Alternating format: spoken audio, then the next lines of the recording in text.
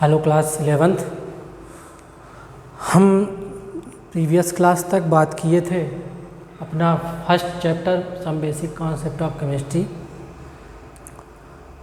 तो हम कुछ बात कर लिए थे वहाँ पर कुछ पॉइंट थे हमारे कैलकुलेशन मेज़रमेंट के। हमारी 7 जो बेसिक रिक्वायरमेंट है यूनिट्स की, एसआई यूनिट्स की, हम वहाँ तक बात किए थे। नेक्स्ट अब हम बात करेंगे कुछ प्रीफिक्स यूनिट है, प्रीफिक्स एसआई यूनिट। तो जैसे हम देखे थे हमारा nanometre, micro, milli, centi, deci, deca, hecto, kilo, mega, giga, tetra, ऐसा करके बहुत सारी प्रीफिक्स यूनिट हमारे क्लास 11th की बुक्स पर भी दिया हुआ है एनसीईआरटी के। आप उसको फॉलो करेंगे, ये आपके लिए होमवर्क है। तो प्रीफिक्स ऑफ एसआई यूनिट जो भी दिया हुआ है आप उसको एक बार, उसका जो मेज़रमेंट है आप उसको देख लेंगे। देन हम नेक्स्ट बात करेंगे सीधे अपने पॉइंट पर आकर के। कुछ हमारी टर्मिनोलॉजी हैं, क्या क्या टर्मिनोलॉजी हमारी यूज हो रही है, हम उसके बारे में थोड़ा सा डिस्कस करेंगे। ठीक, तो प्रीफिक्स जो था एसआई यूनिट वो आपको तैयार करना है, आपको देखना है। हमारी जो बात है वो तो टर्मिनोलॉजी है, वो हमारी फर्स्ट टर्मिनोलॉजी की बात किया जाए तो हमारा क्या है, मास। बेटा मास क्या है? किसी भी हम एक बॉडी को देखते होंगे तो उसमें कुछ न कुछ मैटर प्रेजेंट है। वह मैटर कितने अमाउंट में प्रेजेंट है, दैट इज़ अ मास। मतलब कि जैसा मैं हूँ, अगर मेरी बात किया जाए तो मेरे अंदर कुछ न कुछ मैटर है और वह कितने अमाउंट में है, एक बॉडी स्ट्रक्चर बन जाता है, तो वह हमारा क्या है, मास है। ठीक, the amount of matter present in it, कह सकते हैं हम the amount of matter present in it. मतलब कि कितने अमाउंट में मैटर हमारा प्रेजेंट है, क्या हो जाएगा वो हमारा मास। जो मास जो होता है बेटा, मास हमेशा रिमेंस कांस्टेंट होता है, कोई चेंजेस मास में नहीं आता। तो दूसरी बात हम कह सकते हैं mass is remains constant. Clear? Mass क्या होगा हमारा, कांस्टेंट होगा। मास है क्या, टोटल अमाउंट कितना है, जो भी हमारा अमाउंट मैटर प्रेजेंट है, the total amount of matter. यहाँ हम एक और चीज़ जोड़ सकते हैं, total, the total amount of matter present in it. ठीक, क्लियर यहाँ तक? जो हम मास की बात करेंगे, और मास के साथ में एक चीज़ और आता है, वेट, है ना। मास एंड वेट, वेट भी हम इसी के साथ देखेंगे। वेट, अब वेट क्या है, that force acting on a body. इसको हम क्या कह सकते हैं, that force acting on a body plus mass. मतलब कि किसी एक बॉडी पर कितना फोर्स जनरेट या एक्ट हो रहा है और प्लस उसका उस बॉडी का मास क्या है, तो क्या कहला जाएगा हमारा, वेट। मतलब कितना अमाउंट ऑफ मैटर मेरे में प्रेजेंट है और जो मेरा वो क्या हो जाएगा, मास हो जाएगा, और मेरे ऊपर कितना फोर्स एक्टिंग अप्लाई हो रहा है, दोनों को अगर हम सम कर देते हैं तो हमारा क्या निकल आएगा, वेट। माने मेरा वेट कितना है, ये यहाँ से अपन पता कर लेंगे। दूसरी बात हम कह सकते हैं force exerted on a body by gravity. इसमें हम क्या बोल सकते हैं, force exerted on a body by the gravity. अब जो वेट होता है, जैसे हम बात किए मास क्या है हमारा, मास हमारा रिमेंस कांस्टेंट होगा, पर वेट जो होगा वो कांस्टेंट नहीं होगा, वो चेंज होता रहता है। जैसे मेरा वेट कुछ है, आपका वेट कुछ है, तीसरे का वेट कुछ है, तो वेट जो होगा हमारा चेंज होता रहेगा, लेकिन मास जो हमारा हमेशा एक कांस्टेंट होगा। तो it change it is change cord. ठीक, बात क्लियर हुआ। मास एंड वेट की बात हो गई है। इसका जो हम एसआई यूनिट देखेंगे, है ना, इसके एसआई यूनिट क्या होगी हमारी? एसआई यूनिट जो होगी केजी, यानी किलोग्राम, या और भी हम बोल सकते हैं इसको ग्राम्स। ये हमारी small unit.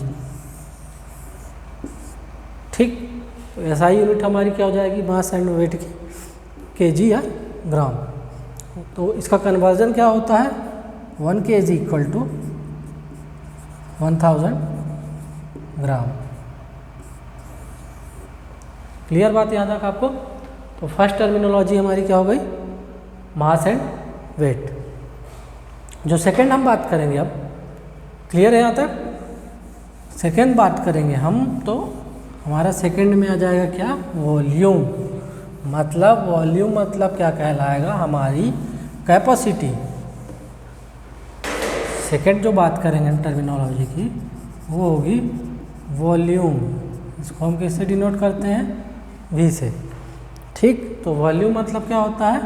That means capacity. मतलब कि अगर मैंने बात करूं कि एक हमारा कोल्ड ड्रिंक का बॉटल है 2 लीटर का, तो हम उसमें 2 लीटर ही पानी, ऑयल या जो भी आपका लिक्विड है वो 2 लीटर का ही उसमें जाएगा। उससे ऊपर हम नहीं उसमें ऐड कुछ भी मैटर ऐड नहीं कर सकते हैं। क्लियर? तो इसकी अगर हम बात किया जाए तो ये एक हमें क्यूबिक स्ट्रक्चर फॉर्मेट देगा। ठीक, तो कहीं ना कहीं इसकी लेंथ भी होगी, विड्थ भी होगी और हाइट भी होगी। ठीक है, तो हम इसमें क्या बोल सकते हैं? इसमें लेंथ भी है, विड्थ भी है और हाइट भी है। इसमें हम तीनों चीज़ें चेक कर लेते हैं। ठीक है, तो इसका कॉमन जो यूनिट होगा, एसआई यूनिट जो हो जाएगी हमारी, एसआई यूनिट वॉल्यूम की, वो क्या हो जाएगी? Metre cube.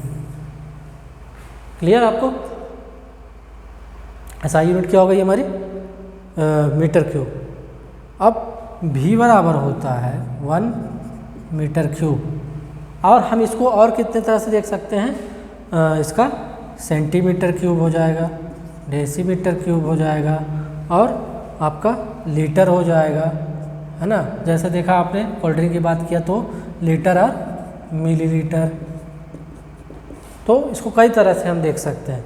तो 1 लीटर बराबर कितना होगा हमारा?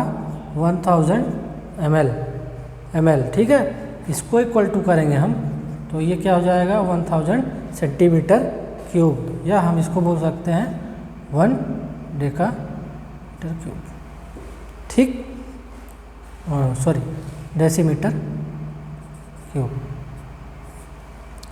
ये हमारा हो गया कुछ इसमें कन्वर्जन हम देख क्यों रहे हैं? कहीं ना कहीं हम देखेंगे कि हमारा जो आगे अगर हम पढ़ेंगे किसी न किसी मेज़रमेंट की बात करेंगे, देखते होंगे बहुत लंबी कहा जाए तो बहुत लंबी डिजिट हमें एक फाइंड आउट होती है। तो उस लंबी डिजिट को अगर हम तोड़ेंगे या उतने बड़ी हम वैल्यू लिखेंगे तो हम तो ये याद ही करते रह जाएंगे। तो उस चीज़ों को हम कन्वर्ट करते हैं कहीं ना कहीं एक हमारे शॉर्ट फॉर्म में, हमारी एसआई यूनिट्स को लेकर के हम उसको कन्वर्जन कर लेते हैं, जिससे हमारी जो कैलकुलेशन है वो बहुत ईजी हो जाती है और छोटे से फॉर्मेट हमको मिल जाता है, जिससे हम आगे का कैलकुलेशन बहुत ईजिली सॉल्व कर सकते हैं। देन अब हम वॉल्यूम के बाद बात करेंगे डेंसिटी की। डेंसिटी क्या है? जो हमारा थर्ड टर्मिनोलॉजी है उसकी अगर हम बात की जाए,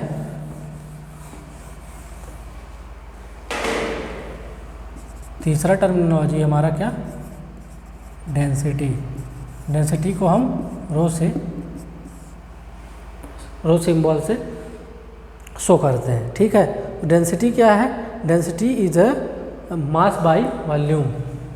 मास by volume, okay, mass by volume.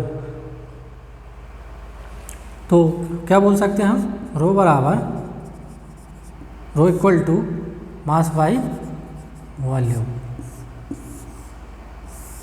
यानी m/v। क्लियर। अब हम इसका अगर SI यूनिट देखते हैं तो मास बाय वॉल्यूम, मास क्या होता है हमारा kg, वॉल्यूम कितना होता है मीटर क्यूब, तो इसका SI यूनिट क्या हो जाएगा kg पर मीटर क्यूब, यानी हम इसको ये भी बोल सकते हैं kg minus metre cube. Clear. तो इसका SI यूनिट क्या होगा kg पर मीटर क्यूब, किसका डेंसिटी का आपके। देन हम बात करेंगे डेंसिटी के बाद कुछ टेम्परेचर। टेम्परेचर को हम कैसे फाइंड आउट करते हैं, कैसे मेज़र करते हैं, इसमें कुल मिलाकर के पूरा मेज़रमेंट है। हमारी अगर वैल्यू बड़ी आ रही तो हम उसको शॉर्ट कैसे करेंगे, उसको उसका कैलकुलेशन इजी करने के लिए हम उसको कैसे, क्या सिस्टम बनाते हैं, क्या मेज़रमेंट का तरीका है जिससे हमारी वैल्यू बहुत छोटे से छोटी मिले और एग्जैक्ट वैल्यू हमारी फाइंड आउट हो सके। तो चौथा पॉइंट बात करेंगे, फोर्थ पॉइंट है हमारा टेम्परेचर। टेम्परेचर को हम किससे डिनोट करते हैं, टी से डिनोट करेंगे इसे। तो टेम्परेचर क्या है, टेम्परेचर क्या है, टेम्परेचर एक स्केल है, we always measure by thermometer.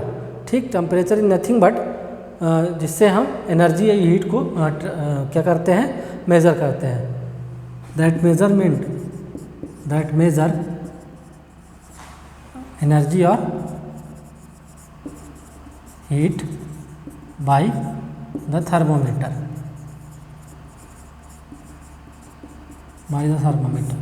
Clear.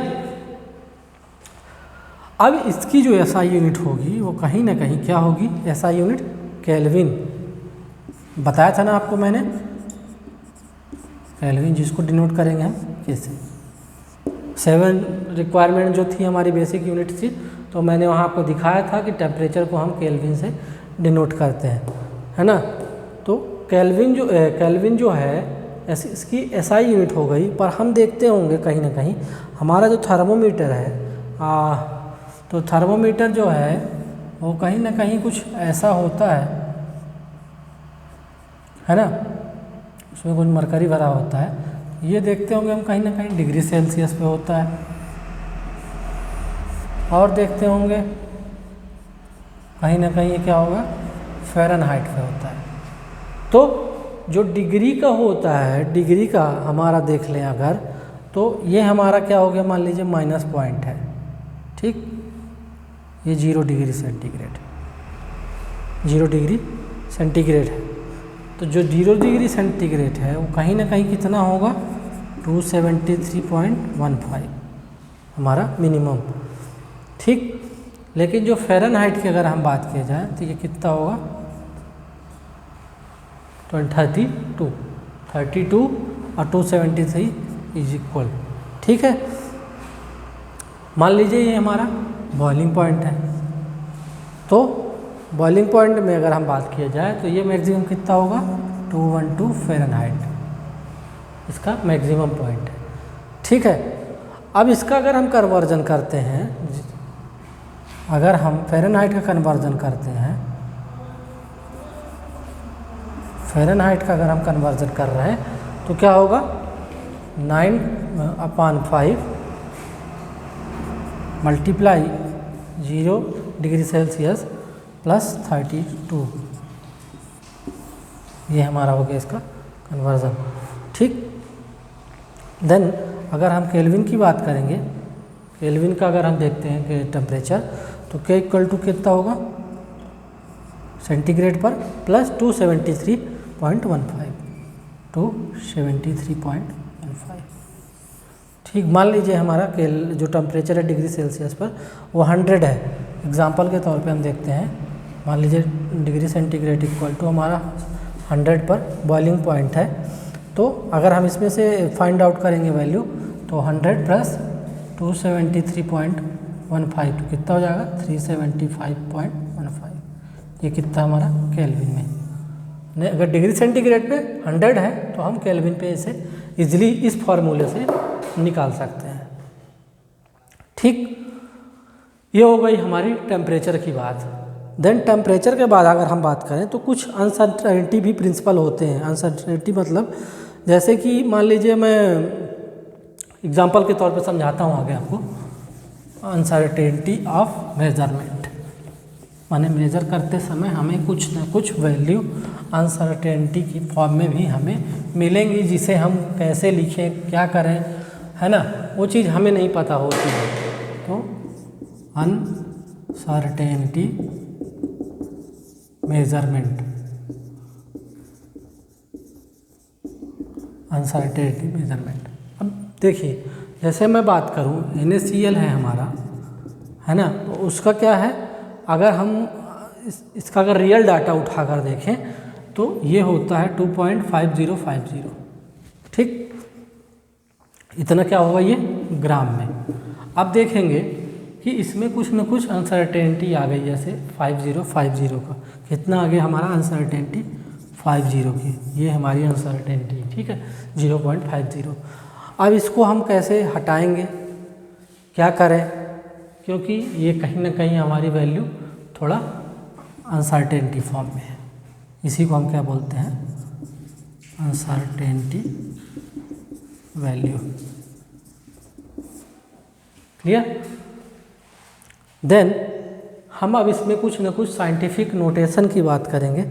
जैसे मैं मान लेता हूँ हमारा एक एवोगैड्रो नंबर होता है,